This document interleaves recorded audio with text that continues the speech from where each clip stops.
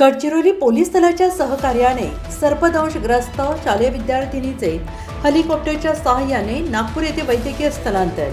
वैद्यकीय उपचारांकरिता जिल्हा प्रशासन आणि पोलीस दलाच्या समन्वयाने GMC रुग्णालय नागपूर येथे स्थलांतर. सविस्तर वृत्त असं आहे की धानोरा तालुक्यातील जपतलाई निवासी आश्रमशाळेतील 6 विद्यार्थिनींना सर्पदंश झाल्याची घटना घडली.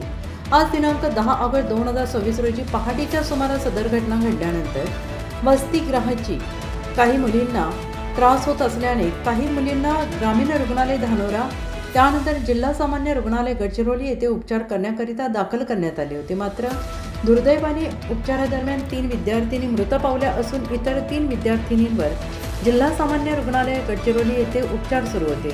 सर्पदंशग्रस्त इतर 3 विद्यार्थिनींपैकी एका विद्यार्थिनीची प्रकृती गंभीर असल्याची माहिती मिळाल्यावरून जिल्हा प्रशासन आणि गडचिरोली पोलीस दलाच्या समन्वयाने सदर विद्यार्थिनीचे नागपूर येथील GMC रुग्णालय येथे हेलिकॉप्टरच्या सहाय्याने स्थलांतर करण्यात आलं आहे.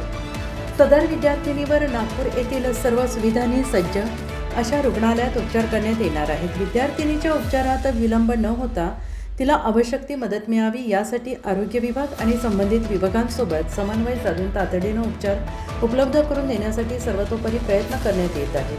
पोलीस अधीक्षक गडचिरोली श्री M. रमेश यांनी नागरिकांना आवाहन केले की पावसाळ्यात सर्पदंशाच्या घटना मोठ्या प्रमाणावर होत असल्यामुळे या घटना टाळण्यासाठी सर्व नागरिकांनी विद्यार्थ्यांनी आवश्यक ती काळजी घेऊन विशेष खबरदारी घ्यावी. आपत्कालीन परिस्थितीत कुठल्याही अंधश्रद्धेला बळी न पडता तात्काळ जवळच्या रुग्णालयात किंवा आपत्कालीन सेवांशी संपर्क करून वेळेत उपचार मिळवावे. गडचिरोली संवाददाता आसिफ कुरेशी.